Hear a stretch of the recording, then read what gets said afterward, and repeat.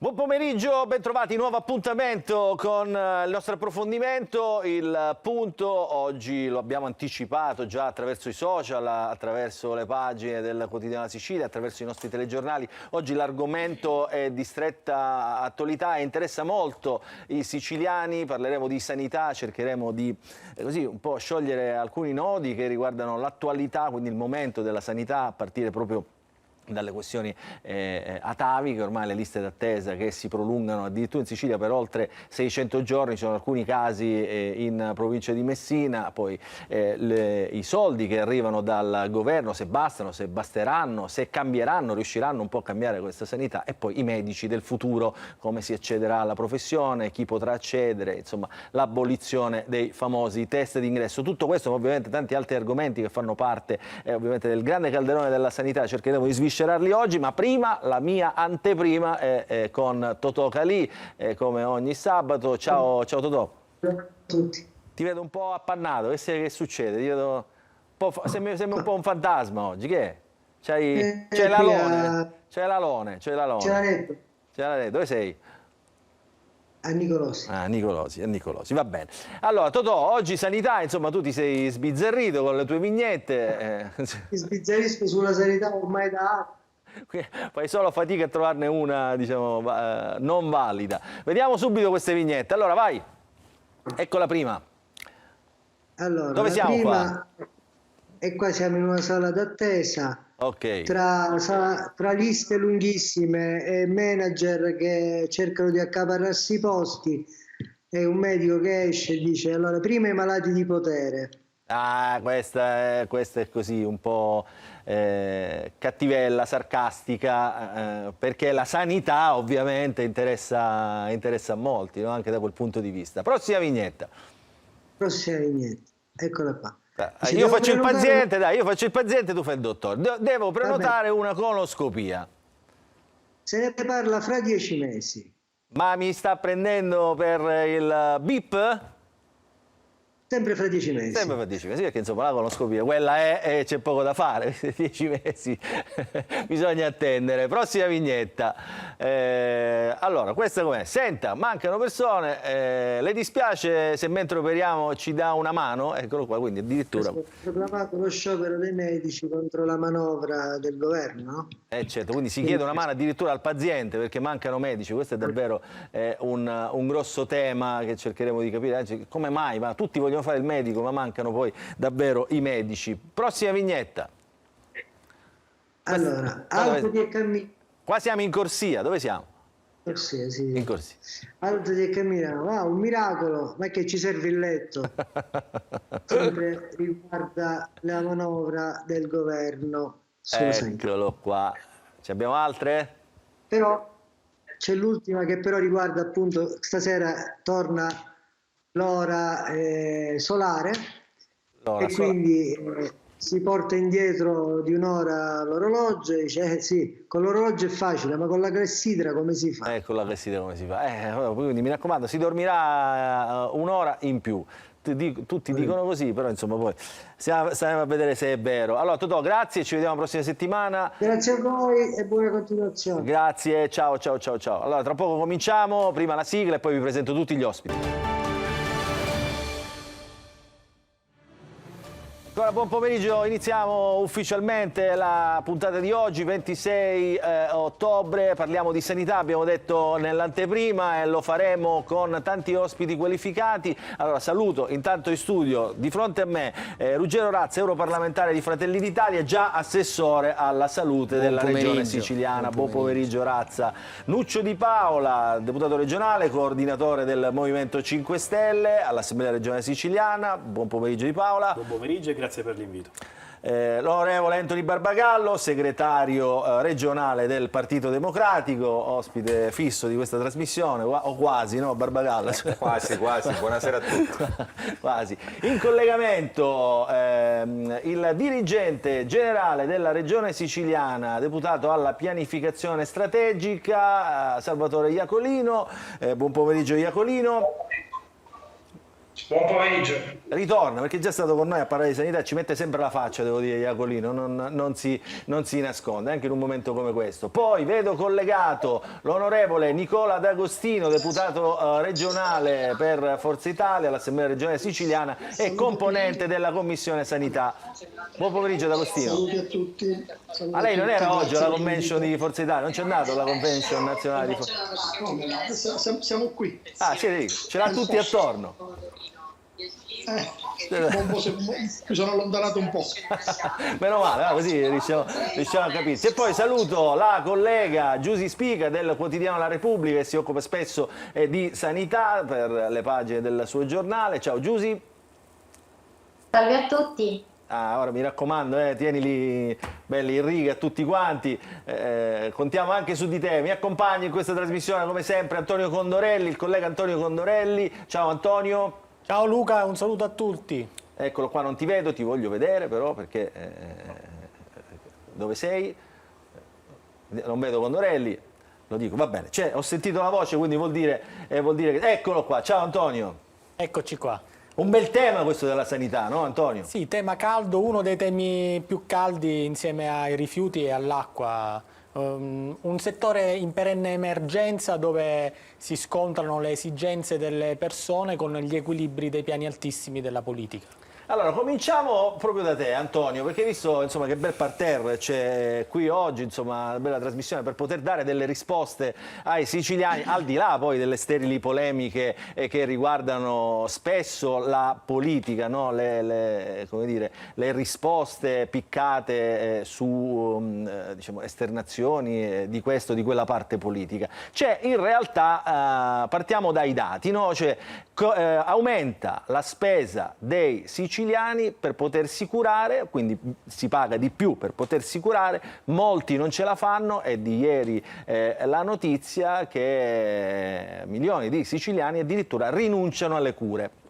Tra questi sono proprio i pazienti anziani, quelli più grandi, gli ultra 65enni, che diciamo, per arrivare a fine mese rinunciano spesso alla prestazione specialistica o nei casi più gravi alle medicine o a tutto quello che serve insomma, per curare le proprie patologie. Questo è il tema, no Antonio? Siamo di fronte a un'emergenza adesso. Siamo di fronte a un'emergenza molto seria perché c'è una fascia della popolazione che dal momento in cui ha in mano una ricetta con una prescrizione fatta dal medico curante che indica quello che deve essere un determinato esame, da quel momento dovrebbe entrare tra le braccia della sanità e ricevere delle assistenze. Il problema è che questa porta d'accesso alla sanità risulta essere quasi sempre inaccessibile per gran parte dei cittadini, che poi molto spesso si riversano o nei pronto soccorso, e spesso questo accade quando è già tardi, quindi non si riesce a prevenire, oppure transitano dalle segreterie di alcuni politici per poter accedere, per avere la speranza di ricevere una cura. Ma il problema serio è che il sistema è ingolfato. Abbiamo un ritorno, niente. Il problema serio è che il sistema è ingolfato e non si riescono a dare nei tempi certi le risposte a questi cittadini. Se noi a questo aggiungiamo che stiamo parlando di prestazioni sostanzialmente essenziali, sorge anche qualche preoccupazione in vista delle riforme sulla, per esempio, l'autonomia differenziata, perché già adesso il sistema è in crisi. E come si fa a programmare quelle che devono essere le patologie delle persone, perché c'è una fascia della popolazione che dovrebbe essere esente da alcune prestazioni, però molto spesso, per esempio, oggi parlavo con un'imprenditrice del settore dei laboratori di analisi, loro sono costretti ogni giorno a scegliere quante persone possono accedere alle analisi, 7-8 al giorno per ciascun laboratorio. Gli altri però hanno delle patologie, ci sono malati che hanno bisogno di analisi, di referti. Ecco, tutta questa fascia della popolazione entra in un limbo e in questo limbo è diventato la normalità vivere, fino a quando è possibile. Io, diciamo, intanto vorrei capire, e mi rivolgo all'onorevole Razza. Perché mi rivolgo all'onorevole Razza? Perché l'onorevole Razza conosce, insomma, venendo appunto dall'esperienza dell'assessorato alla sanità, la questione siciliana, però io a lui chiedo un'altra cosa, visto il ruolo che ricopre oggi, no? Poi ci torniamo sul ruolo precedente, però visto il ruolo che ricopre oggi, la domanda che tutti si fanno, diciamo, ma questa situazione è solo da noi, cioè è solo in Italia così, o meglio solo in Sicilia, cioè negli altri paesi, lei che si è occupata, immagino anche per curiosità, si sarà documentato, no? Com'è la situazione negli altri paesi, quantomeno dell'Unione Europea. Non solo per curiosità, ma per mandato, perché sono capogruppo del mio partito in Commissione Sanità al Parlamento Europeo. No, intanto proviamo a raccontare la Sicilia di questi ultimi anni o l'Italia di questi ultimi anni. Se io torno con la memoria al 2017, quando mi sono insediato come assessore regionale alla sanità, in Sicilia il Fondo Sanitario Nazionale valeva meno di 9 miliardi di euro. Se penso al Fondo Sanitario che la Regione dovrà gestire nel 2025, è cresciuto a oltre 10 miliardi di euro. Questo non può essere smentito in termini di matematica, perché in questi anni, soprattutto dopo l'emergenza pandemica, noi registriamo una crescita costante del Fondo Sanitario Nazionale. Alcuni sostengono, e la posizione anche espressa ieri dal segretario nazionale del Partito Democratico, che in sanità si investa di meno. In realtà, almeno sui numeri dovremmo poter essere d'accordo, soprattutto tenendo conto non solo che si investe molto di più e per la prima volta il Fondo Sanitario Nazionale salirà sopra i 135 miliardi di euro, ma si investe anche in una condizione nella quale i costi sono rimasti delle tariffe pressoché analoghe. In Sicilia noi abbiamo un tariffario, lo sa il direttore generale del Dipartimento della Pianificazione Strategica, che è lo stesso da quando è iniziato il piano di rientro. Quindi dire che un aumento di 1 miliardo di euro non corrisponda, con riferimento alla Sicilia, a un maggior numero di prestazioni, significa dire una cosa che non corrisponde alla realtà. Qual è il grande problema che è italiano, che è siciliano, ma che ho potuto constatare essere comune a tanti stati dell'Unione Europea? Che noi in tutti questi anni abbiamo fatto meno medici, meno infermieri, meno operatori sanitari di ciò che avevamo bisogno. E ovviamente un medico che ha un ciclo di formazione di 6 anni o un infermiere che ha un ciclo di formazione oggi con corso di laurea non lo formi e quindi non riesci ad invertire la tendenza in un tempo ragionevole. Qual è la risposta allora che si deve cercare di dare? Scusi, per capire. No, il tema qual è? E mancano i medici? No, il tema principale è esattamente questo, perché quando un cittadino si rivolge a un centro di prenotazione e qualche volta si sente rispondere che non c'è la possibilità di dare una risposta in termini rapidi, è perché se qualche bravo direttore generale, e io per ora mi voglio limitare al tema della sanità pubblica, volesse organizzare 3 turni, mattina, pomeriggio e sera, non avrebbe il personale per fare ruotare su quei turni. E allora noi dobbiamo provare ad inquadrare questo problema come il primo dei problemi, che riguarda i piccoli ospedali, perché porta i pochi medici che ci sono a volere andare tutti nelle grandi aree metropolitane, e che riguarda un sistema che dovremo recuperare probabilmente nell'arco di 4-5 anni. Il fabbisogno di medici in Italia è di oltre 30.000 medici. 30.000 medici non li formi in un anno o in 2 anni. Interventi più brevi ed europei, visto che lei già ha imparato come... Gli interventi europei significa che a 1 minuto ci suoni la campanella. Date di più, insomma, siamo europei alla siciliana, Quindi, Iacolino, chiamato in causa Razza, insomma, Iacolino, diciamo, il tema è vero, no? Cioè, manca il personale, però sembra troppo, come dire, riduttivo così inquadrarla solo sotto questo aspetto, no? La crisi della sanità in generale. È la crisi della sanità italiana, perché a parte diciamo 7 regioni, credo tutte le altre sono in deficit, quindi insomma è un problema che riguarda tutta Italia. Tra queste non la Sicilia. In Sicilia però ci sono le liste di attesa, gli ospedali insomma, che si svuotano, eccetera. Prego, Iacolino. Sì, intanto una premessa.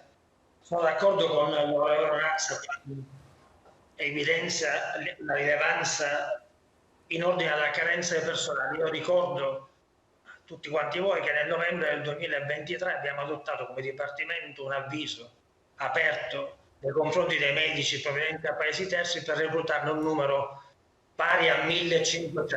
Siamo arrivati a 150 e non siamo andati oltre i confini del territorio italiano per piacere o per giudizio di svalore nei confronti delle risorse umane italiane. L'abbiamo fatto perché non ci sono medici. Su 15.000 possibilità concrete di formazione specialistica di medici, soltanto 11.000 giovani ragazze, giovani donne, giovani uomini hanno ritenuto di scegliere le attività di formazione specialistica.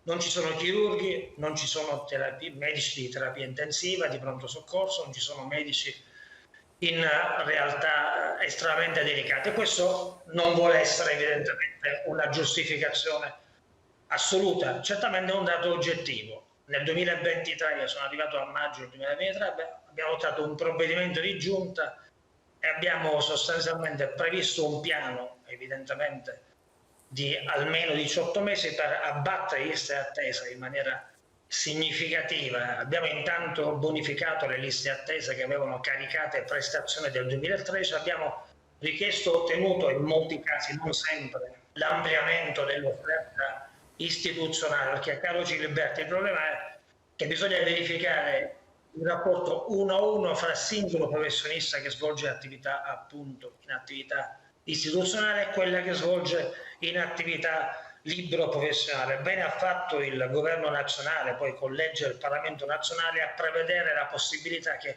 in caso di ritardo rispetto ai tempi previsti nella priorità clinica richiesta dal medico di famiglia, la prestazione sia resa anche dai medici che operano in attività libero professionale intramurale, perché il tema è questo. Noi abbiamo avviato in via sperimentale il Sovracup, abbiamo previsto una piattaforma digitale, prima che l'avesse fatto lo Stato, abbiamo fatto in Sicilia da dicembre del 2023, abbiamo attivato una serie di ulteriori attività anche di intesa anche un po' con le prima del dicembre 2023. Questo da quando ci sono io sicuramente c'è una piattaforma informatizzata sui ricoveri, prima non mi risulta che ci fosse, ma il tema è un altro, il tema è sostanziale, cioè quello di una serie di obiettivi imposti ai direttori generali perché questi piani di abbattimento delle liste attesa vengano concretamente assicurati, perché di fronte ad un'esigenza di salute la risposta deve essere tempestiva e immediata. Iacolino, scusi, io dico parlo a tutti perché dico, c'è un'indagine, l'avete letta tutti, insomma non è un mistero, l'indagine di Federconsumatori che girava non tanto in là, insomma siamo a fine ottobre, quindi l'indagine è di settembre, 600 giorni, oltre 600 giorni di attesa per una visita endocrinologica a Tortorici, 554 per una visita pneumologica a Messina, 500 giorni per un'ecografia addominale a Milazzo, insomma questi sono i numeri. Ora questi sono magari estremi, però andiamo... Ma su questo non v'è dubbio, e il tema è che per intervenire in maniera robusta, decisa rispetto a questo tema, che è un tema nazionale, non un tema di Milazzo, di Barcellona o di... No, per dire, ho fatto degli esempi. Sì, no, ma sono esempi assolutamente concreti che peraltro noi conosciamo. Io ho incontrato tutti i direttori generali mercoledì scorso sul tema delle liste attesa e sul tema legato all'attuazione concreta della Sovracup. Bisogna agire in maniera concreta anche attraverso gli operatori economici privati. Lei ricorderà, fra 2023 e 2024 sono stati affidati 90 milioni di euro a case di cura private per attività di ricovero ambulatoriale e alle strutture ambulatoriali per dare una mano concreta per soddisfare un bisogno di salute che correttamente va soddisfatto in tempi ragionevolmente brevi. E questo poi apre un altro dibattito, no? Cioè perché affidarsi al privato, cioè, no, anche se non è solo il privato. Sì. Sono risorse che sono tendenzialmente ripartite tra pubblico e privato. Il privato le utilizza integralmente, il pubblico non lo fa sempre, tant'è che il Presidente della Regione ha richiesto che in sede contrattuale un obiettivo sfidante e misurabile sia l'attuazione delle singole realtà relative ai piani di abbattimento delle liste attesa dei singoli direttori generali. Stiamo lavorando intensamente alla revisione della rete ospedaliera da una parte, dall'altra l'attuazione integrale del PNRR con case di comunità e ospedali di comunità potrà certamente aiutare la Sicilia a ridurre progressivamente in maniera significativa questo dramma, in alcuni casi un dramma, questa grande difficoltà legata alle liste d'attesa, che tuttavia è un problema comune, ma questo non ci come dire, astiene dal... Esatto, non esula nessuno poi. Esatto. Allora io volevo andare dalla collega Giusy Spica, perché non so se vuole coinvolgere anche, ovviamente, sia dalle domande, se ha insomma, qualche curiosità, se vuole coinvolgere anche gli altri ospiti, e poi Barbagallo e Di Paola. Prego Giusy. Sì, io intanto volevo fare una riflessione su quello che ha detto Ruggero.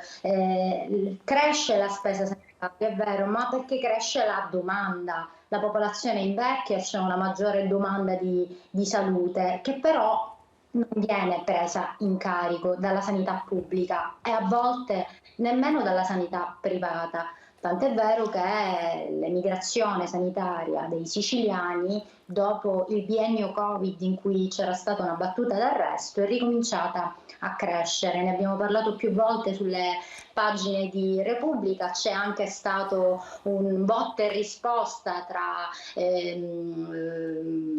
l'onorevole Razza e il dottore Iacolino su chi fosse responsabile del ritorno dell'emigrazione sanitaria ai livelli pre-Covid, eppure resta un tema che ancora oggi, diciamo, siamo costretti ad affrontare. Perché emigrano i siciliani? Non sempre per avere risposta a dei bisogni di salute particolari, ma anche per cose semplici.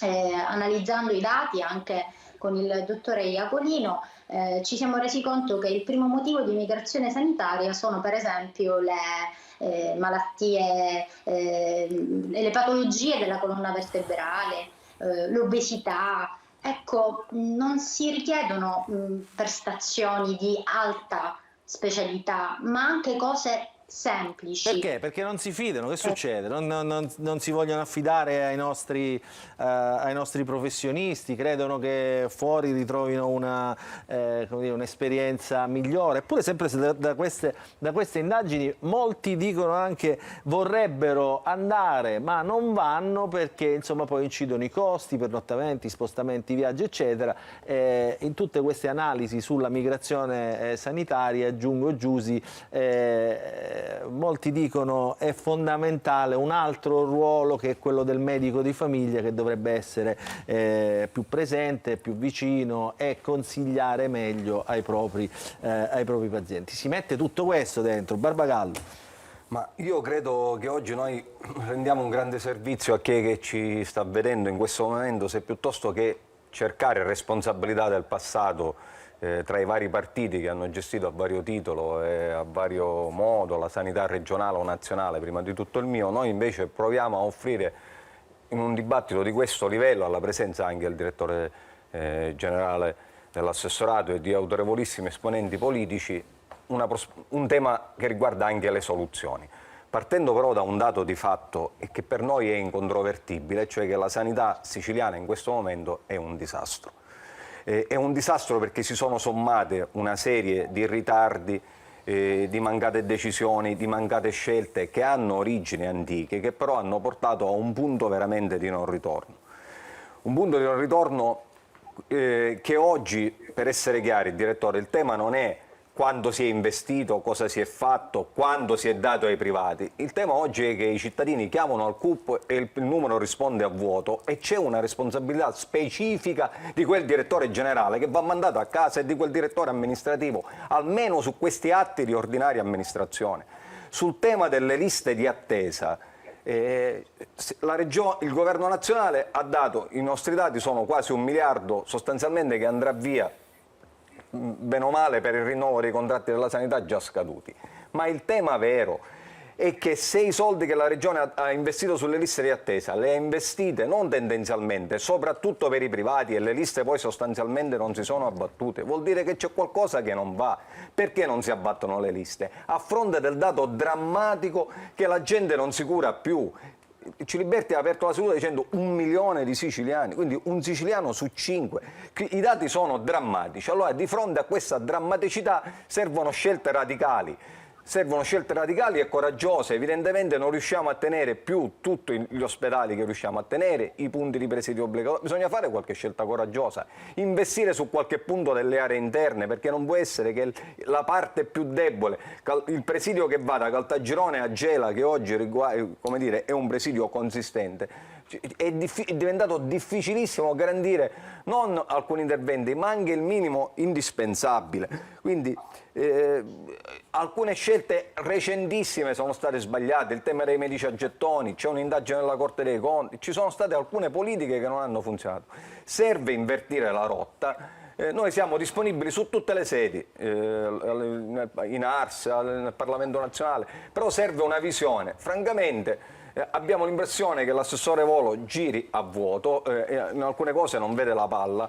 Noi non abbiamo avuto, e questo lo vorrei riconosciuto anche dagli esponenti del governo, un atteggiamento in cui abbiamo attaccato, abbiamo avuto, soprattutto nei momenti difficili, abbiamo provato a dare un contributo. Ci aspettiamo che arrivino soluzioni vere per eliminare le liste d'attesa, non tutte in una volta perché nessuno ha la bacchetta magica, ma almeno su quelle più incisive. Non serve rivolgere, i privati non hanno funzionato perché le somme investite nell'ultimo periodo nei privati non hanno potuto liste d'attesa. Il tema dei pronti soccorsi, dove tutti finiscono ai pronti soccorsi per cose anche banali, c'è il tema del rafforzamento della guardia medica, le case di comunità ancora non sono partite, partiranno, ci sono tante perplessità anche della dislocazione territoriale, quindi oggi le cose non vanno, manca una visione. Credo che oggi i telespettatori si aspettano soprattutto soluzioni che però come dire, mi pare che sono comunità dovrebbero essere quante in posso Sicilia? intervenire? 155, no? 155 se non ricordo male, peraltro Attive 2 fino a questo momento. questo è più o meno così in tutta Italia perché si stanno realizzando. In Lombardia 196, 129 Ci attive. i tempi, scusate Ciliberti, Prego. evitiamoci con i tempi, case di comunità e ospedali di comunità dovranno essere attivate, lo sa bene Razza, entro il 1° luglio 2026. Sì, Ci siamo ampiamente, diciamo, nei tempi. Infatti, No, perché sennò Se no, vabbè, ma Era- certamente, ma il tema è lo stato dell'arte. no, era quello che stavo dicendo, anche perché peraltro mi pare che il grosso dei cantieri in tutta la Sicilia iniziano la prossima settimana, almeno più di 100. Quindi. alcuni sono iniziati, le cotte sono tutte state attivate e funzionanti entro il 30 settembre, tutti gli operatori economici sono Direttore, stati ma io contrattati. sono felice perché come ricorderai è un atto a mia firma, è un atto a mia firma, quindi sono felice che si realizzi tutto quello che abbiamo Posso lavorato intervenire? insieme per fare. Prego, D'Agostino, sento qua già un po' di friccichio. No, perché voglio dire, prego. ho la sensazione che ci sia la necessità di, come dire, ognuno di rivendicare. Quello è. È anche Poco abbastanza utile, banale, poco utile, dice Anthony D'Agostino. Barbagallo era partito bene dicendo che è inutile fare il processo al passato, perché poi in questo passato ognuno ha una sua piccola responsabilità o grande responsabilità. Io ora faccio il processo. Poi dopo al presente. però ha disegnato un quadro tragico che per fortuna non è così. Allora io voglio dire innanzitutto che la sanità siciliana funziona bene, non funziona male, funziona bene ed è composta da tantissimi atti quotidiani fatti da migliaia di medici ogni giorno in tutti gli ospedali che sono esempio di buona sanità, tanti atti positivi che nessuno sottolinea, non vanno giustamente agli onori della cronaca perché le cose buone non vanno agli onori della cronaca, poi quello che va agli onori della cronaca è l'errore che purtroppo statisticamente, lo sa anche Ruggero Razza, ci sta, che non dovrebbe capitare ma può capitare, e quello poi diventa la malasanità e da quell'esempio negativo ne facciamo un fatto generalizzato e non è così. Seconda cosa, non è che le case delle comunità ci sono state prima, non c'erano prima, ci saranno, vedremo se funzionando risolveranno parte dei problemi, questo è l'obiettivo, quando ci saranno le misureremo, non può essere adesso il fatto che siano in ritardo di qualche mese o anche di un anno il problema complessivo.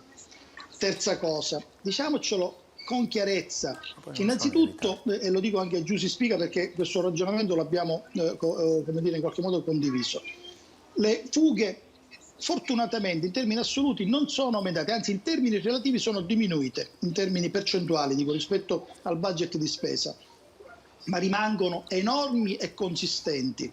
E ricordiamoci che la popolazione siciliana è diminuita in 10 anni almeno del 10%, siamo 4 milioni e mezzo, non siamo più 5 milioni.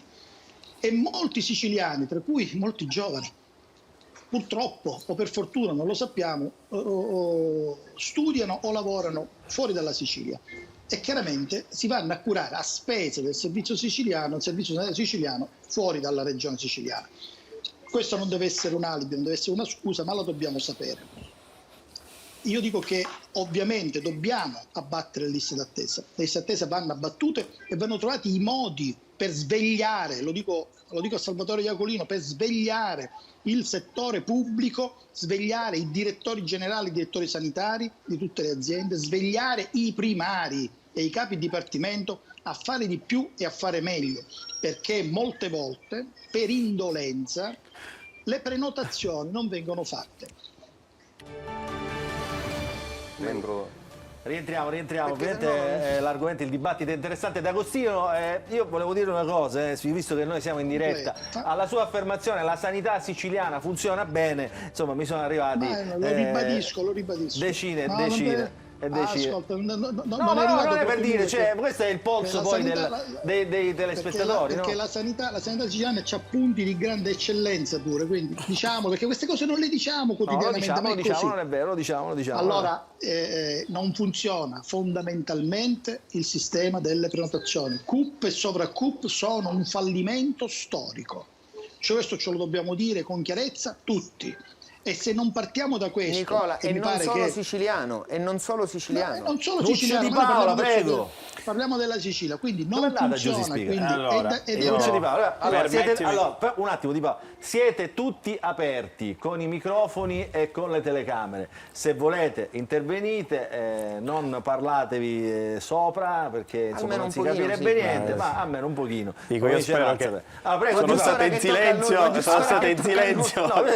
Io dirò, penso in pochissimi minuti. Intanto do la mia solidarietà al dottore Iacolino, perché dopo le nomine da parte di chi governa a livello regionale di direttori amministrativi, direttori regionali e direttori sanitari, ricordiamolo, questi cittadini sono stati nominati 3 mesi fa, la colpa di tutto, cioè la politica, dopo aver deciso le nomine dei direttori generali e sanitari, cioè coloro che governano la sanità nella provincia, la colpa di tutto è andata a Iacolino, quindi a un tecnico. Quindi dopo che la politica ha deciso in maniera, a mio modo di vedere, non corretta, perché noi è da tempo che diciamo che la politica deve star fuori le nomine sanitarie, invece c'è dentro con tutte le scarpe e con tutte le mani. Poi a un certo punto tra Schifani, Cuffaro, San Martino e Fratelli d'Italia la colpa poi è andata al dottore Iacolino. Luca, io ti dico una cosa chiara, i cittadini penso che questa cosa l'hanno percepito oramai da tempo, c'è una volontà politica importante come dire, e che va avanti oramai da anni, che è quella di scardinare completamente la sanità pubblica. Si vuole passare ad un sistema di sanità completamente privato e lo dimostra quello che viene fatto ogni giorno, perché quando poco fa si parlava di Gela, e mi dispiace che D'Agostino dice che la sanità pubblica funziona, a Gela manca una città da 70.000 abitanti che ha un presidio ospedaliero, ha un DEA di primo livello, manca pure il diabetologo. Cioè noi abbiamo difficoltà, la politica ha dovuto fare richiesta, quindi ha dovuto spingere per far dare qualche ora in più per un diabetologo all'ospedale. Quindi stiamo parlando dei servizi più semplici e banali. La mia collega Stefania Campo a Ragusa ha prenotato una mammografia tramite il sistema di prenotazione che ha fatto dopo 7 mesi, presso una clinica privata, perché gli è toccata la clinica privata convenzionata, e la clinica privata convenzionata poi gli ha chiesto un obolo in più cioè gli ha chiesto un costo in più aggiuntivo per la strumentazione utilizzata, perché era una strumentazione di ultima generazione. Quindi non solo si fa la prenotazione tramite un CUP e quindi tramite la sanità pubblica, vengo dirottato nella sanità privata, cioè, insomma, e poi poi gli ospiti in studio e c'è un'interrogazione parlamentare che abbiamo fatto in corso. Scusi, Questo ci ha dovrebbe permesso funzionare così, cioè se vai al privato devi avere lo stesso servizio del pubblico, no? Cioè è normale questa... No, però Luca... È rivolta a me la domanda? No, non lo so, se è una riflessione che faccio con tutti. La faccio subito. E poi continua Di Paola. Perché ti aggiungo poi ulteriori cose a cui poi il dottore Iacolino e ovviamente chi è al governo di questa regione dovrebbe poi a un certo punto rispondere, perché oltre al discorso dell'obolo in più, ma vogliamo parlare, perché qua si parla dei medici, infermieri, perché sembra che il problema della sanità sia la mancanza di medici e infermieri, e parliamoci chiaro, la maggior parte vanno tutti al privato, mancano nel pubblico perché fondamentalmente la gestione pubblica è una gestione capestre e si spostano la maggior parte tutto sul privato. Diciamoci pure, questo diciamolo ai cittadini, breve parentesi e poi ritornano alla strumentazione, che sul privato è più semplice fare le assunzioni. Piccola parentesi, perché sul privato non ci sono concorsi, ecco perché la politica spinge per una sanità privata. Dopodiché a Iacolino, ma anche ad Agostino, chiedo: ma le strumentazioni all'interno dei nostri ospedali pubblici sono strumentazioni degli ultimi 10 anni? Perché c'è un servizio, c'è un'inchiesta anche della Gabbanelli che è andato in onda qualche giorno fa, che dice che in Sicilia la maggior parte della strumentazione, soprattutto quella ad alta tecnologia, mammografie, TAC, la maggior parte della strumentazione va oltre i 10 anni.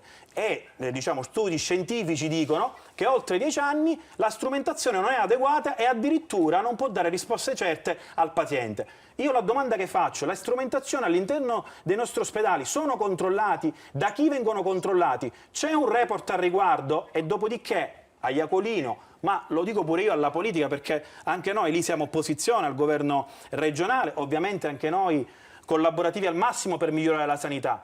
Questi direttori generali che già sono al lavoro da 3 mesi e che il buon Schifani ha detto che li vorrà valutare fra un anno, altrimenti manda tutti a casa.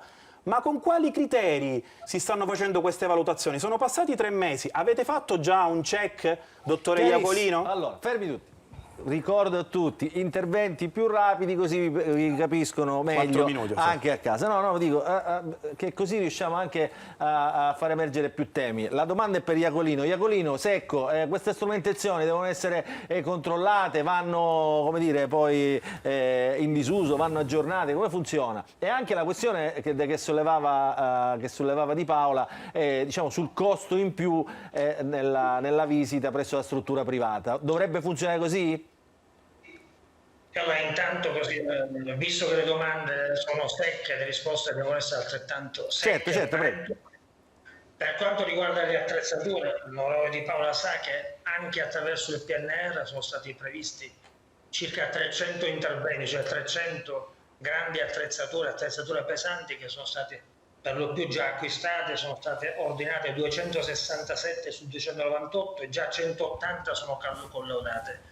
Per circa 160 milioni di euro, per cui il tema delle attrezzature, della modernizzazione del sistema c'è, è presente. Poi può accadere, come diceva l'onorevole Di Paola, che in alcune realtà probabilmente non ci sia un livello, uno standard elevato sotto il profilo della modernizzazione, anche con riferimento ai temi della digitalizzazione. Per quanto riguarda il costo, se si va dal privato convenzionato, si va dal pubblico, la prestazione è assolutamente equivalente sotto il profilo economico. Il tema nostro è quello che sapevo prima, visto che siamo entrati esclusivamente sulle liste attesa, dimenticando che ci sono molte altre cose importanti sulle quali magari più in là lei mi farà intervenire sul tema, perché no, perché sono prestazioni di altissima specializzazione, ogni giorno vengono fatte, erogate 200.000 prestazioni dal sistema pubblico e privato convenzionato, poi magari 1 o 2 vanno male. Il tema delle priorità cliniche determina i ritardi che talvolta sono ingiustificabili, ma tornando a noi, al tema che è stato sottoposto, il privato collabora, coopera con il pubblico. Io ritengo che il pubblico sia centrale e, rispondendo a Barbagallo, a mio avviso devono essere mantenuti anche piccoli ospedali con una vocazione precisa. Non è possibile che Barcellona e Milazzo abbiano 2 ortopedie, 2 chirurgie, 2 medicine, sono a 6 chilometri.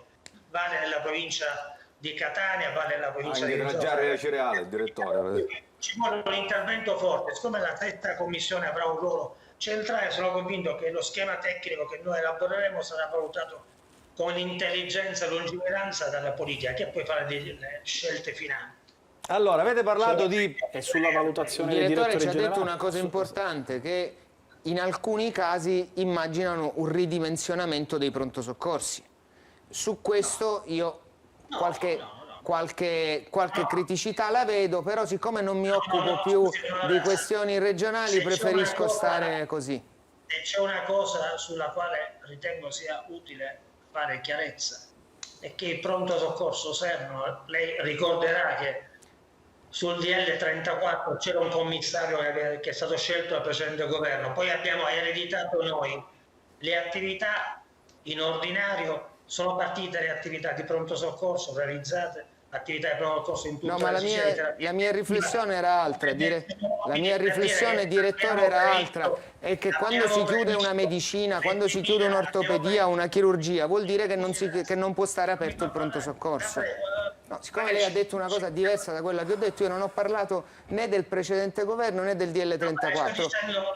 Semmai il problema è il DM 70, ma è un altro tema. I piccoli ospedali dove ci sono i pronto soccorso, non è così. Lei ricorderà che è previsto dal DL 34, dall'accordo di programma stipulato dal Ministero della Salute e dal Presidente della Regione del Tempo, un accordo che prevede 571 posti letto di terapia intensiva su benzina, che noi stiamo realizzando, e 20.600 metri quadrati di ampliamento di superficie di pronto soccorso. Quindi l'area di emergenza è vitale e deve essere potenziata ulteriormente attraverso ulteriori investimenti che stiamo attuando. Scusi, scusate un attimo, avete parlato di pronto soccorso, rientriamo sul pronto soccorso, prego. Scusami, perché io non sono una persona che ama la polemica per mia natura, poi ultimamente mi interesso anche di altre cose, però sono una persona che no, non mi occupo di Sicilia, non mi occupo di Sicilia, quindi sto bene così a cercare di poter dare una mano al mio territorio in altri ambienti. Il tema della rete ospedaliera, però, che il direttore generale poco fa ha annunciato, io sono uno di quelli che crede, come il mio amico Nicola D'Agostino, che la sanità siciliana vada difesa prima di tutto, e che crede, proprio in funzione dei milioni e milioni di prestazioni che vengono svolte ogni anno, che dobbiamo dire che il nostro è un sistema sanitario che ha dei punti di eccellenza importanti, che funziona, che ha migliaia di professionisti capaci e che, al pari di altre regioni italiane, ha anche tanti problemi, il principale dei quali è l'accesso, in alcuni casi legato alle liste d'attesa. Però guai a dimenticare che il 95% delle prestazioni verso i cittadini siciliani vengono rese in Sicilia e che ogni anno sono milioni le prestazioni che gratuitamente il sistema sanitario rende a tutti i cittadini siciliani, perché altrimenti faremmo un torto prima di tutto agli operatori che ci lavorano.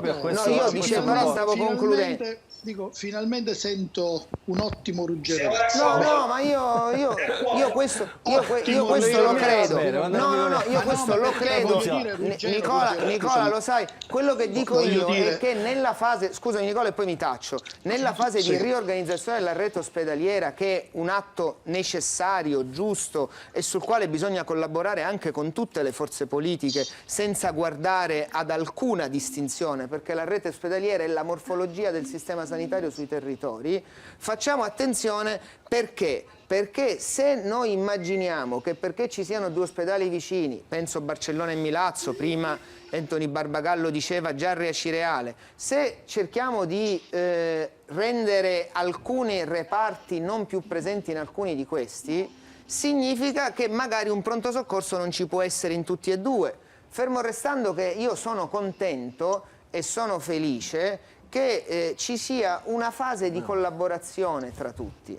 È chiaro che se io chiudo un reparto di medicina, di ortopedia o di o di chirurgia, il DM70 mi dice che dove c'è un pronto soccorso ci sono delle discipline obbligatorie. Se io levo una di quelle discipline obbligatorie, sto dicendo che voglio fare una razionalizzazione, il che in alcuni casi può anche essere una scelta. Prima Anthony Barbagallo diceva facciamo scelte coraggiose, però diciamo quali sono queste scelte che si vogliono fare e magari se ne discute. Io non sono mai stato innamorato delle mie opinioni, nel senso che penso che uno può anche cambiarla l'opinione. Un attimo, perché sul tema del sul tema meno male, perché ha tutto l'arretrato, perché in Europa non lo fanno parlare tanto, quindi all'Arts si parlava di più, quindi poi aveva meno voglia.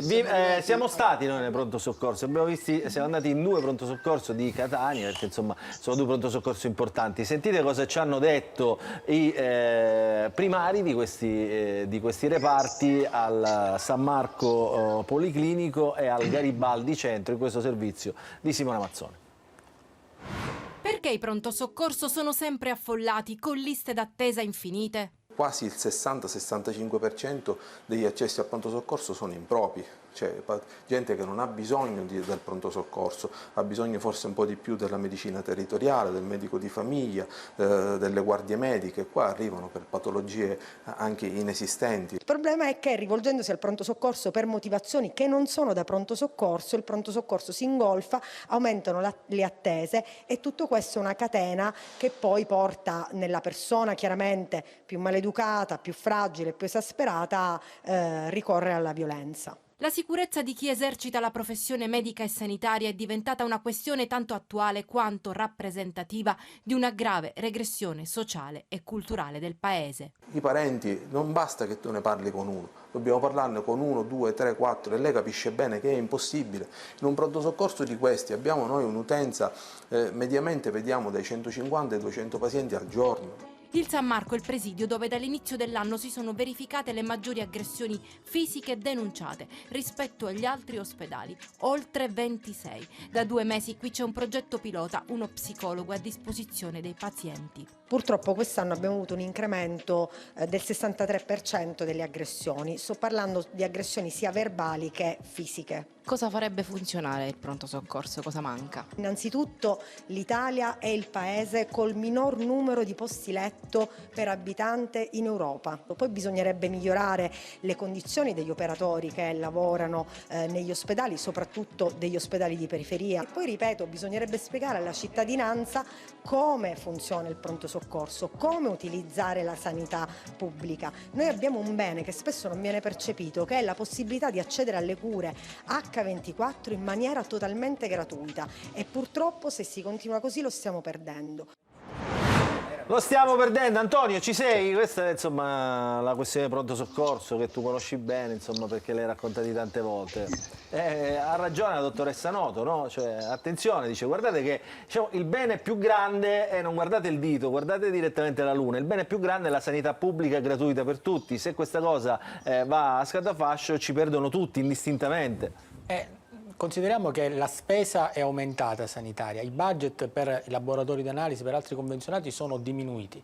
Il problema è comprendere e trovare una risposta al quesito che si pongono tutti i cittadini. Dal momento in cui scatta la ricetta medica con una determinata urgenza, quale risposta è in grado di dare questo sistema sanitario a questa persona? Questo è il problema, perché sennò tutte queste persone o finiranno nel pronto soccorso, oppure queste persone se sono in grado di pagare effettueranno la visita a pagamento oppure rinunceranno a quella prestazione sanitaria. D'Agostino ha detto all'inizio una cosa interessante, che in alcuni casi si rivolgono alle segreterie politiche. Andrebbe approfondito questo aspetto, perché credo che sia dico, come un tema tutto siciliano, il direttore lo dovrebbe sapere. Da 16 anni confermo che noi da 16 anni raccontiamo, scusate, noi da 16 anni raccontiamo, l'hanno documentato anche alcune inchieste, che molto spesso le persone passano dalle segreterie elettorali per ottenere l'assistenza o l'accesso alla sanità, alle cure sanitarie. Questa è una cosa che noi raccontiamo da 16 anni, non c'è bisogno di fare nomi e cognomi, chi ci segue lo sa benissimo, ma questa è una parte, non tutta, una parte della realtà. Posso? D'Agostino e poi Giussi e poi andiamo in pubblicità. Ti apprezzo, caro Ciliberti, perché avete fatto un servizio intelligente. anziché dare sfogo però lei, cioè, lei però è un po' troppo, diciamo, col bilancino, diciamo, sempre dove conviene. Parla l'assessore D'Agostino, l'assessore in pectore parla. Lei è qui perché reputa la trasmissione intelligente, se no non sarebbe venuto. No, perché avete intervistato i dottori e non avete dato sfogo alla pancia del cittadino che molto spesso si lamenta, come dire, inutilmente, per quanto possa avere la ragione di quello che ritiene un disservizio. Allora, innanzitutto mancano i medici. Mancando i medici, le risposte pronte non ci possono essere. Il servizio di prenotazione è un grande fallimento ed è quello su cui dobbiamo mettere mano velocissimamente, perché questo ridà democrazia e trasparenza. Caro Antonio, voglio dire a te che è vero che a volte i pazienti vengono dai politici, compreso il sottoscritto, per cercare in qualche modo la soluzione al problema, e noi li rimandiamo, almeno io personalmente li rimando al direttore sanitario dell'ospedale piuttosto, e si rimettono in fila. Ma guarda che è una percentuale minima, per fortuna, ma molto minima. Non ne facciamo una generalizzazione di sistema, perché non è così, non è vero che sia così. E quindi occorre avere la pazienza di far sì che il difetto principale, cioè la mancanza della capacità di prenotazione, quindi manca poi veramente l'efficienza e la trasparenza, venga immediatamente risolto. Pubblicità, quello è il vero problema. Allora devo chiudere un attimo. Pubblicità, no, devo chiudere un attimo perché sennò non ce la facciamo. Vi ho detto accorciate gli interventi, se no non ci basta. Rispettiamo i tempi, siamo io e Di Paolo. Ecco, potete andare in abbiamo Europa. avuto meno tempo. Potete andare in Europa con Razza, vi troverete bene. Lo diciamo. Allora, vabbè, vedo che la pubblicità tocca sempre a me. Pubblicità e poi torniamo. C'è Iacolino che voleva intervenire, Barbagallo, Giusy Spiga. Poverina, non siete cavalieri, Giusy. Di ritorno alla pubblicità ho subito la parola a te. Rientriamo come promesso, subito parola alla collega Giusy Spiga che ha osservato, diciamo, ha ascoltato questi spunti di riflessione dagli ospiti che oggi sono presenti in trasmissione. Giusy, prego. Sì, io vorrei partire dalla rimodulazione della rete ospedaliera. Negli ultimi 15 anni ho assistito intanto ad almeno 2 rimodulazioni della rete ospedaliera, quella fatta durante il governo Lombardo dall'assessore Russo, poi un'altra credo sotto il governo Crocetta, una terza fatta durante l'era Musumeci con l'onorevole Razza assessore. È diciamo un mantra che si ripete a ogni legislatura, quello della rete ospedaliera, che in teoria dovrebbe essere rimodulata secondo criteri di scientificità, secondo i criteri che enunciava il dottore Iacolino, evitando la presenza di reparti doppioni a poca distanza tra loro. In realtà però a me sembra che poi nel momento in cui si dovevano fare quelle scelte coraggiose di cui parlava Barbagallo, in realtà si trattava di scelte politiche, perché poi c'era sempre il deputato del territorio pronto a scendere in piazza con i sindaci a fare le barricate per non chiudere il reparto di ostetricia al di sotto dei 500 parti l'anno, piuttosto che quello di ortopedia che faceva poche prestazioni. Insomma, si è sempre proceduto secondo un criterio diverso da quello della scientificità, appunto delle evidenze scientifiche. Io temo che anche questa volta noi corriamo un grandissimo rischio se non cambiamo rotta. La domanda a chi è, Giusy? Siamo dopo 15 anni a dover di nuovo fare una razionalizzazione dei reparti, perché evidentemente quella precedente non ha funzionato. A chi rivolgi la domanda? La rivolgo rispondo io se volete. Facciamo politici del centrodestra presenti e politici quindi posso rispondere io. Può rispondere D'Agostino che chiede la parola. Posso rispondere io, giusto, sì.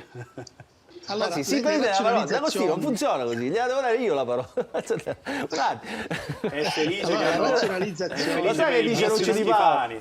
È felice per il bis di Schifani perché D'Agostino è uno dei perché il bis di Schifani? E Tajani ha detto che ricandideranno Schifani e poi D'Agostino secondo me è anche contento perché è uno dei probabili prossimi assessori, il suo nome circola come prossimi assessori alla sanità. Nuccio, io ti ringrazio per l'augurio, così quando si passa dal cognome al nome c'è un attimino di accarezzamento. No, allora, risponde D'Agostino che si è frizzato. Quindi, ecco, D'Agostino, prego, risponda a Giudice Spiga. Ci siamo, bene. Allora, la razionalizzazione che Giussi segue le necessità, i tempi che cambiano, ogni 5 anni le cose cambiano. Certo, si commettono errori e uno cerca di rimediare a questi errori. Adesso la nuova razionalizzazione deve pensare ai nuovi bisogni di sanità, deve pensare alle esigenze nuove che ci sono, deve pensare ai medici che mancano, deve pensare al fatto che abbiamo meno popolazione ed esigenze diverse, deve pensare a tutte queste cose, deve pensare ad una razionalizzazione, perché è vero, troppi reparti non si possono gestire col poco personale che abbiamo, c'è poco da fare. Prima o poi una scelta coraggiosa andrà fatta, e andrà fatta magari non in maniera generalizzata o troppo brutale, ma andrà fatta, e su questo noi non dobbiamo avere dubbi. Ma la cosa più importante è svegliare il settore pubblico e il settore privato a far sì che i cittadini non si sentano respinti dal sistema sanitario, non si sentono dei corpi estranei quando entrano in un ospedale, ma che vengono accolti, che vengano seguiti, che vengano presi in carico. Sono tutte cose che in questo momento mancano, ed è una cultura diversa che dobbiamo innestare nel nostro sistema sanitario. Ma soprattutto che vengano curati bene. Allora, Antonio... completo. Le fughe che per noi rappresentano 300 milioni di euro di costi, possono essere abbattute solo a due condizioni. La prima, che funzioni il sistema di prenotazione, quindi diventa il sistema più efficiente e più trasparente, e poi che alcuni dipartimenti, alcuni reparti si sveglino e diano risposte più concrete ai pazienti che invece vengono questa abbandonati. Posizione. Barbagallo, e poi volevo sentire Antonio che questa settimana ci racconta una storia eccezionale. Allora, dopo poco più di un'ora di dibattito, anche, mi pare che ci sono due cose non contestate, anche dagli difensori più accaniti del governo. La prima è dell'affermazione di Condorelli in apertura, che quando ci sono difficoltà di prenotazione ci sono alcune segreterie politiche che intervengono, alla presenza, l'hanno ascoltato tutti e nessuno l'ha contestato. La seconda è che il sistema di prenotazione, il CUP, non funziona, il sovracup non funziona. Io credo, siccome Nicola più volte ha utilizzato l'espressione svegliarsi, io credo che non sia un caso che il CUP non funziona. È come in parallelo quello che accade con i termovalorizzatori, che il centrodestra promette e poi non realizza. Non credo che sia frutto del destino cinico e baro, c'è un disegno che ha consentito che i CUP e i sovracup ancora oggi non funzionano, perché non funzionando il sistema di prenotazione del pubblico si va nel privato e casualmente il governo poi ha finanziato il privato. Quindi c'è un disegno volto a smantellare la sanità pubblica che oggi ha conclamato una situazione rispetto a tanti anni fa completamente disastrosa. Quindi fatemi finire e poi vi ascolto con piacere. Quindi il rispetto però spiegatemi perché manager pagati e strapagati, primari pagati e strapagati non riescono a far funzionare un centralino, perché il tema non è che in alcuni casi che la fissano a 2 anni o 1 anno e mezzo, il tema è che non rispondono proprio, quindi c'è la voglia di dire che il pubblico non funziona e lavorare per il re di Prussia, il privato che invece è pronto a offrire magari gli stessi medici che poi lavorano nel pubblico, che poi ricevono lo studio privato, dove offrono, quindi dico, la situazione è questa e ce lo dobbiamo dire, perché insomma io credo che arriveranno i messaggi da un attimo, Luca, aggiungo a questa cosa che questa scientificità da parte della politica parte anche dallo smembramento della medicina territoriale, perché Luca, tu ricorderai, ma si ricorderà chi ci sta ascoltando, che quando eravamo un po' più piccoli i medici di famiglia venivano all'interno delle abitazioni a curare o comunque a verificare chi stava bene o chi stava male. C'era una medicina territoriale che faceva sì che tamponava tutte quelle emergenze, tutte quelle situazioni per evitare di sovraccaricare i pronto soccorsi, perché la sanità non è solo l'ospedale, questo non lo dice Nuccio Di Palma, ma lo dicono centinaia di medici. Se non funziona la medicina territoriale, e quella sì dipende fortemente dal pubblico, perché la medicina territoriale non ha interessi economici, viceversa l'esame particolare, la mammografia, la colonoscopia, piuttosto che qualche esame specifico, ha interessi la sanità privata, perché in quel caso io ho dei guadagni. Allora una buona politica, e sono d'accordo con Anthony che diceva bisogna fare delle scelte e queste scelte bisogna farle adesso, non quando governeremo noi fra 3 anni, bisogna farle adesso perché i siciliani non hanno... Molto ottimista. Allora, I siciliani non hanno bisogno, scusami D'Agostino, i siciliani non hanno bisogno di aspettare altri 3 anni. Oggi la politica regionale che sta al governo mi deve dire se vuole ricostruire la medicina territoriale oppure vuole continuare con lo smembramento oltre la medicina territoriale. Posso dire una cosa? Dico, una provocazione che abbiamo fatto anche in un'altra trasmissione, qui c'era Iacolino se non ricordo male. Noi in realtà tutti questi soldi avremmo anche dove prenderli, guardo Iacolino, perché diciamo, se funzionasse la questione accise, i soldi che lo Stato deve ritornare alla Sicilia, un po' quella diciamo che è la questione Atavi che gli autonomisti diciamo, ci rinfacciano sempre. Cioè noi avremmo circa 9 miliardi di rientro che potrebbero essere spesi in tanti modi, però noi non chiediamo ragazzi, qui entriamo poi in un mondo totalmente diverso. La questione in un frullatore diverso.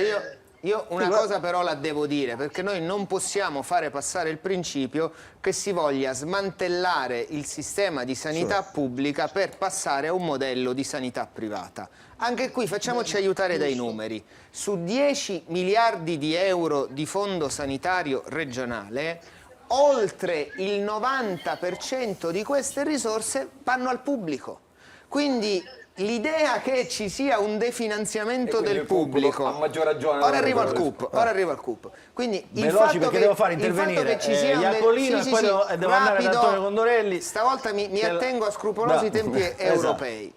Il fatto che ci sia una volontà di andare verso il privato è smentito dai numeri. Io dico una cosa in più, che il privato non esiste.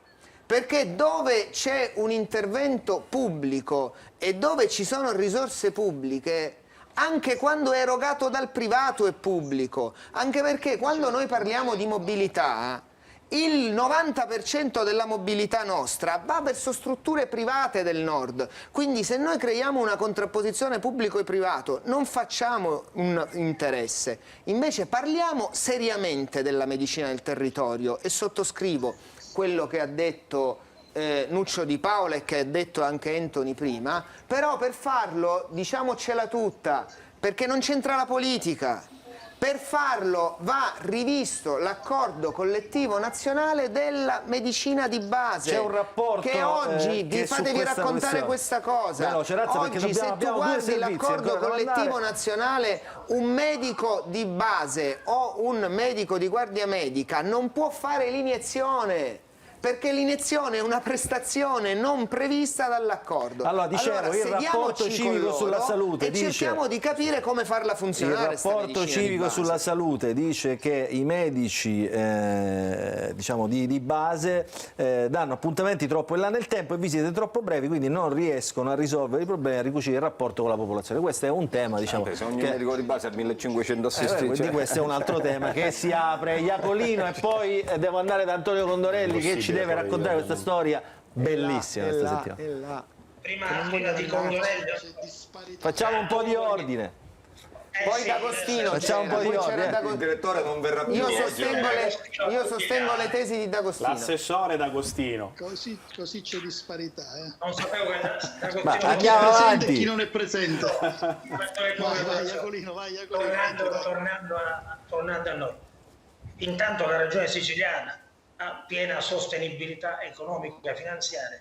Nel 2023 ha raggiunto l'equilibrio di bilancio come negli anni precedenti, nel 2023 senza innesti finanziari legati a mutui o ad altre provviste finanziarie. Quindi c'è un tema di sostenibilità economica. Rispondo dicendo innanzitutto che non abbiamo parlato di programmazione se non facendo riferimento alla revisione della rete ospedaliera e al tema dell'attuazione del PNRR. Quindi rispondo a chi aveva sollevato il principio corretto di un potenziamento dell'offerta sanitaria di medicina territoriale, dicendo che proprio le case di comunità dove opereranno i medici famiglia, i pediatri di libera scelta, i neuropsichiatri, dove ci sarà il primo passaggio da parte del paziente sulla base del setting assistenziale, cioè del bisogno di salute verrà orientato in una struttura piuttosto che nell'altra, sempre mettendo al centro, ci ripeto, il pubblico.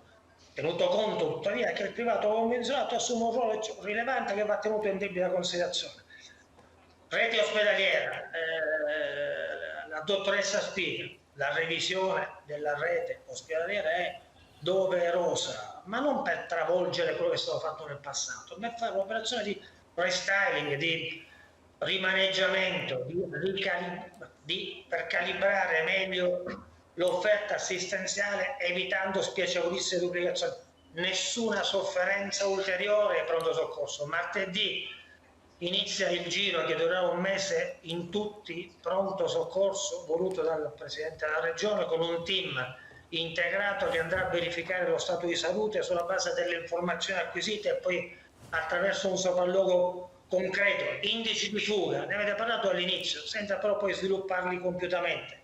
Ci sono 20 indici di fuga su alcune aree: chirurgia oncologica, urologica, chirurgia bariatrica, ci sono problemi legati alla neurochirurgia, all'ortopedia. E allora la revisione dell'offerta ospedaliera terrà conto di questo, laddove c'è una carenza, seppur in carenza di personale di buon senso. Allora, un attimo, Iacolino ha parlato di pronto soccorso, un attimo, le ridò la parola subito dopo, perché così diciamo, chiudiamo anche questa parentesi. Antonio, Iacolino ha parlato di pronto soccorso, no? Adesso comincerà il tour dei pronto soccorso. Esatto, potrebbero cominciare per esempio da Noto, dove rispettando gli orari di un supermercato dalle ore 8 alle ore 20 ogni giorno c'è uno pseudo pronto soccorso tra virgolette aperto all'interno di un ospedale molto importante che si trova nei pressi di un elisoccorso, dove c'erano 8 sale operatorie, ne funzionano solo 2 su 8. Sono stati spesi €1 milione per realizzare un ascensore pressurizzato che dovrebbe trasportare i pazienti. Partiamo da Noto. Lo vediamo nel servizio.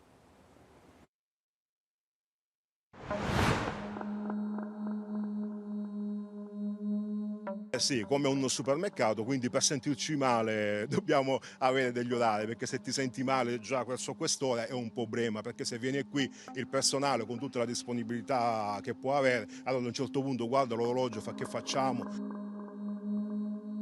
C'è un pronto soccorso che ha gli orari tipici di una bottega, e quello di Noto, la culla del barocco presa d'assalto non solo in estate, chiude alle 20, è il segno di un ospedale storico in agonia.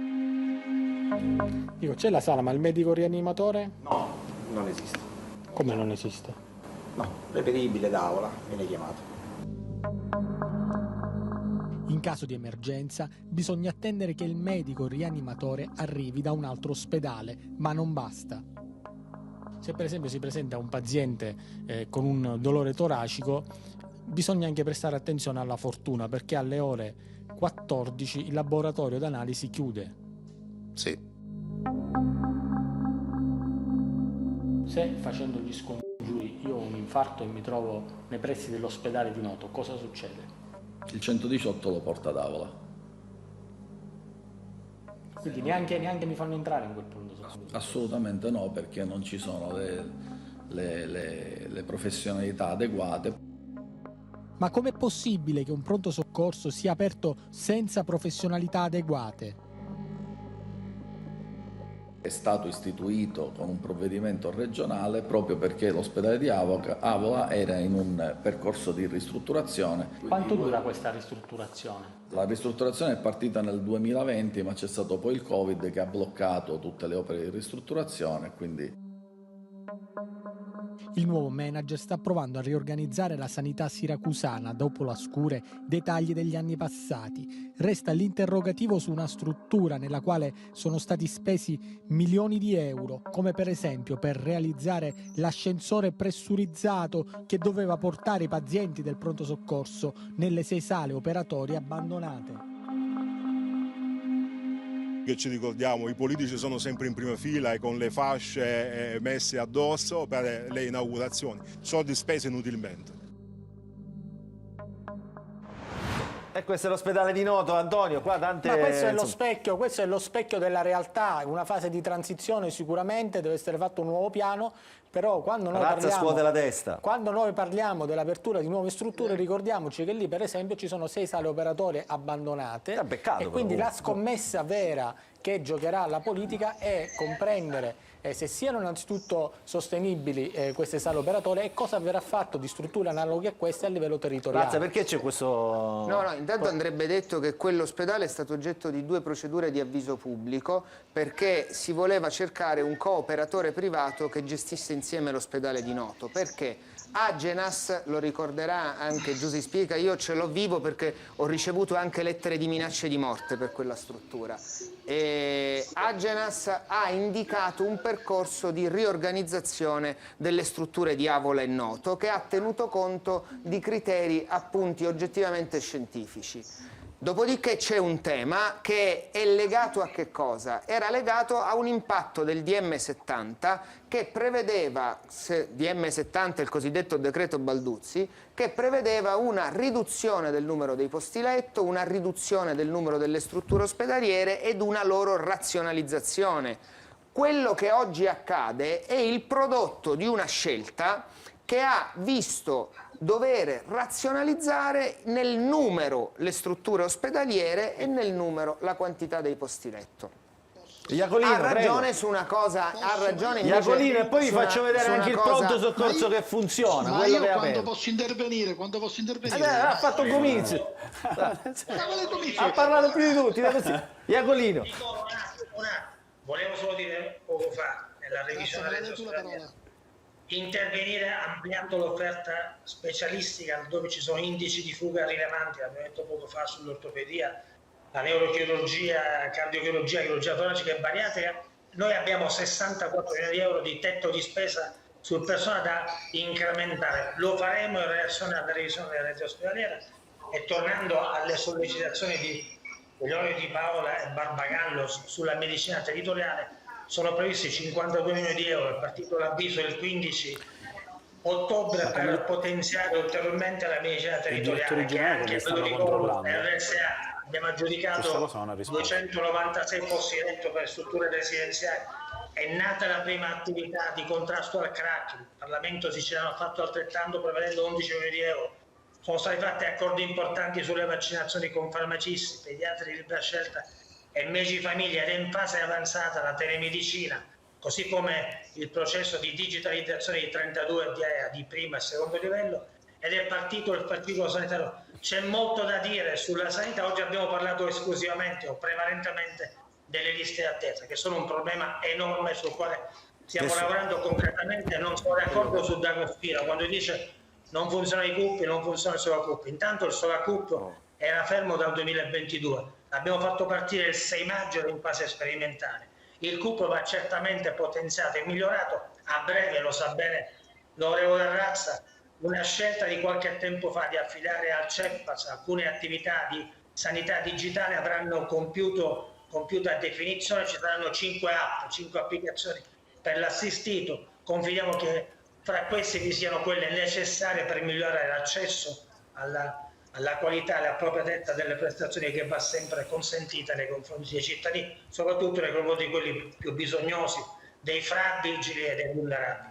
Allora, Iacolino, che è anche fine politico, ha detto sì, se poi non mi ritornano più la parola, intanto io dico tutto quello che c'è da dire, così ho fatto il mio dovere, però va bene così. Allora, ci fermiamo, pubblicità, dopo la pubblicità rientreremo con una testimonianza di uno dei tanti operatori che operano nei pronto soccorso siciliani, aggredito da chi non riesce a rispettare il proprio turno, da chi vuole immediatamente risposte e da chi non comprende la difficoltà di operare in questo momento in questo sistema sanitario. Dopo la pubblicità.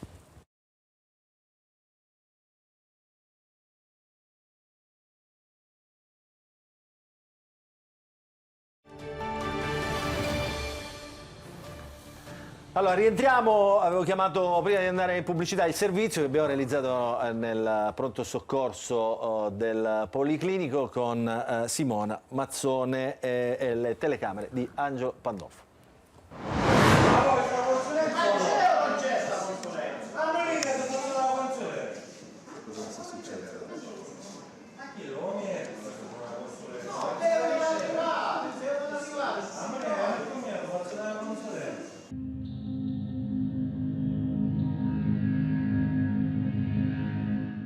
subito un problema sia alla mascella che all'orecchio. Lui è Flavio, nome di fantasia, un infermiere in forza da 6 anni e mezzo all'ospedale Garibaldi Centro, un operatore sanitario come tanti, troppi, che ha subito un'aggressione fisica. Un parente, portando la moglie in pronto soccorso, è arrivato, come spesso capita, con la macchina strombazzando all'imbazzata nella camera calda. Noi abbiamo capito che si trattava di un'urgenza e usciamo praticamente subito. Nel frattempo il parente comincia a dare pugni nelle porte, insomma dappertutto, per sollecitare. Nel frattempo che io sto per arrivare nel portellone, nella porta, insomma, dove c'era la paziente che effettivamente stava male, il figlio ha pensato bene di spingermi e di schiaffeggiarmi senza nessun motivo, forse per sollecitare, non lo so. Il papà, vedendo questa scena, ha pensato che io avessi provocato il figlio e mi dà altri schiaffi. Io mi occupo della paziente, prendo la paziente e me la metto al sicuro all'interno del pronto soccorso. Il collega la tratta subito in codice rosso e loro cercano ancora di continuare. Pazienti in attesa, parenti spazientiti e i toni si alzano. Anche mentre stavamo registrando questa intervista, dall'altra parte della sala al triage, l'ennesima aggressione verbale. Ma poi sta consulenza non c'è sta consulenza. Ma non è che sta facendo la consulenza. Cosa sta succedendo? Ma chi lo merita una consulenza? No, devono arrivare. A me come faccio la consulenza? Tutto attorno alla consulenza, proprio perché insomma la questione nei pronto soccorso è proprio questa, ci si avvicina, come diceva poc'anzi la dottoressa Noto e il dottore Bonanno, anche per banalità e si intasano i pronto soccorso. Questo è un infermiere nella nostra testimonianza che è stato picchiato da alcuni pazienti. Barbagallo, Di Paola e poi a chiudere tutto il resto. Io ho l'impressione un minuto per tutti perché andiamo oltre. Vai, prego. Io ho l'impressione che fra i tanti problemi che ha la sanità poi ce ne sono due in particolare. C'è una certa riluttanza da parte dei medici a scegliere la specializzazione dell'emergenza urgenza. È un tema che abbiamo affrontato in aula più volte con una serie di emendamenti e la formula non può essere quella che sentiamo ripetere da mesi o da anni: togliamo il numero chiuso in medicina, perché ammesso che si tolga domani mattina è un problema che si risolverà fra 10 anni tra corso di laurea e specializzazione.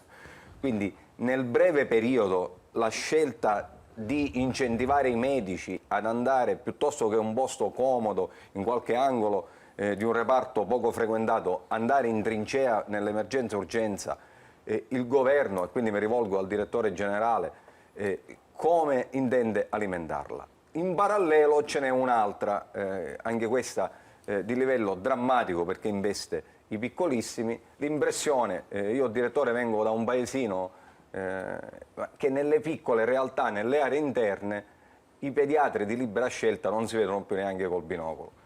Quindi su questi due temi, come dire, nessuno ha i pulsanti magici, ma è chiaro che sono due temi indifferibili a cui certamente da qua all'estate dobbiamo dare risposta. Io credo che, Luca, velocemente, i siciliani ci chiedono che gli venga salvata la vita quando ce n'è bisogno e la giusta prevenzione. Noi dobbiamo far funzionare questa rete e questa rete funziona ottimizzando, perché se io in Sicilia ho 500 anestesisti, quei 500 anestesisti devono essere dislocati in maniera opportuna. È inutile tenere a volte reparti aperti solo per mantenere bacini elettorali, per mantenere bacini di determinati politici. Quindi la politica oggi deve fare delle scelte, e ne va della salute dei cittadini siciliani, mettendo da parte il ritorno elettorale, il ritorno politico, perché di questo si tratta, e far funzionare al meglio la rete, ottimizzando le risorse e le strutture strutture che abbiamo. Inutile fare reparti copia dove poi ci sono magari solo 2 medici in un reparto che non può funzionare. Prendiamo quei 2 medici e li mettiamo in un altro reparto magari a 20 km dove lì troveranno, certe volte sono pure consiglieri comunali, dove troveranno sindaci, invece un reparto con questo 10-15 medici e altri 2 medici rendono quel reparto forte. E lì, in quell'altra città, metto un punto di emergenza-urgenza in maniera tale che se io sto male, in qualunque posto mi trovo in Sicilia, vengo subito trasportato e mi viene salvata la vita. E questo è quello che chiedono i siciliani. Quindi si deve andare oltre ai bacini elettorali politici, perché questo, a mio modo di vedere, è il cancro della sanità siciliana. Razza. No, guardi, io sono convinto che bisogna innanzitutto prendere atto che c'è un lavoro che si sta facendo a livello nazionale e che certamente si sta portando avanti anche a livello regionale, che è di potenziamento del territorio, di potenziamento delle risorse e anche di messa in campo di strumenti innovativi.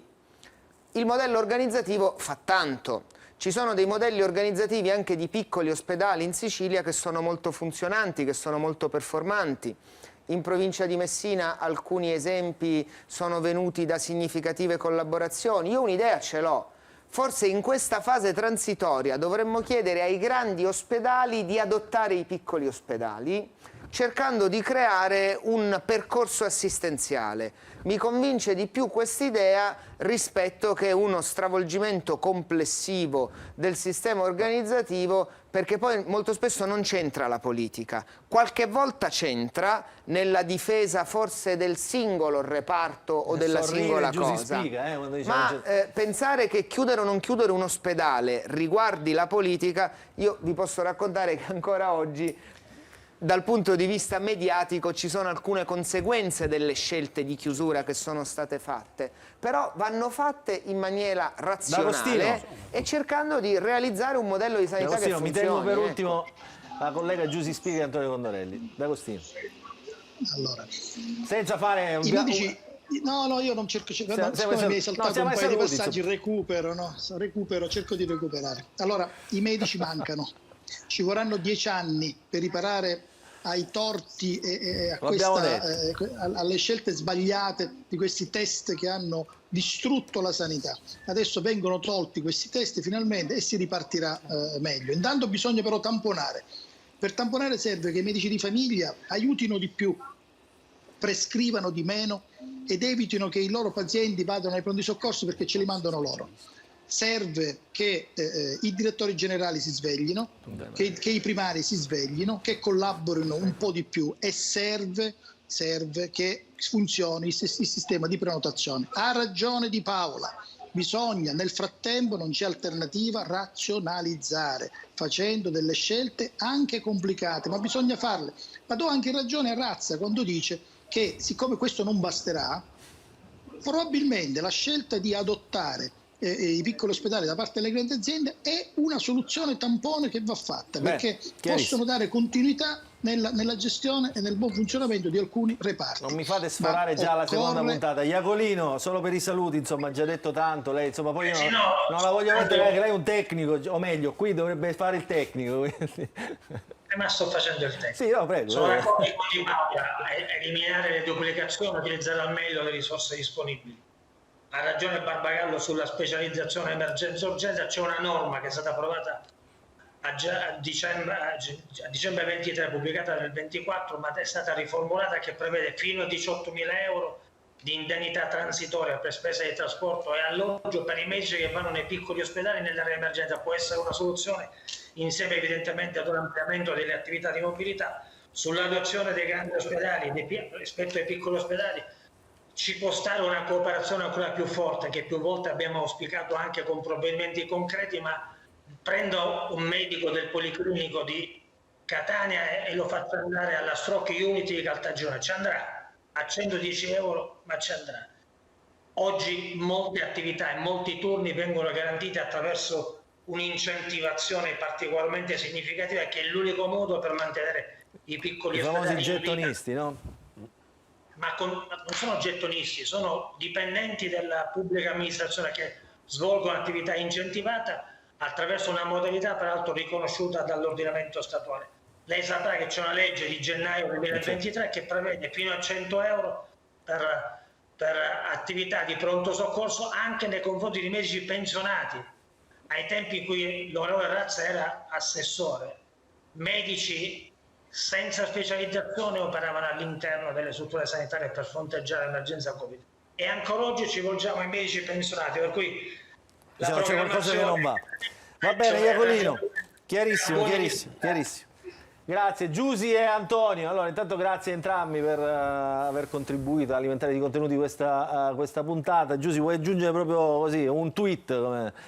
Anzi, non si usa più un X. Un'ultima considerazione: io temo che questo sistema di incentivazione di cui parla il direttore Iacolino, che è già tra l'altro in corso da diversi anni, non funzionerà, e credo che ci sia anche un problema di concorrenza sleale, chiamiamola così, da parte dei privati che hanno regole di ingaggio certamente diverse dal pubblico. Tanto è vero che abbiamo visto un fenomeno recentissimo, quello della fuga dei camici bianchi siciliani, devo dire in tutta Italia, è un fenomeno diciamo diffuso in tutta Italia, che scappano nel privato dove avevano condizioni migliori sia economiche sia strutturali e organizzative. Che è così. Antonio, ci salutiamo in questa puntata. Mi sembra che insomma i temi c'erano tutti, no? I temi c'erano tutti, bisognerebbe fare una puntata a parte sui medici, sui gestionisti, sui doppi lavori, eccetera, eccetera.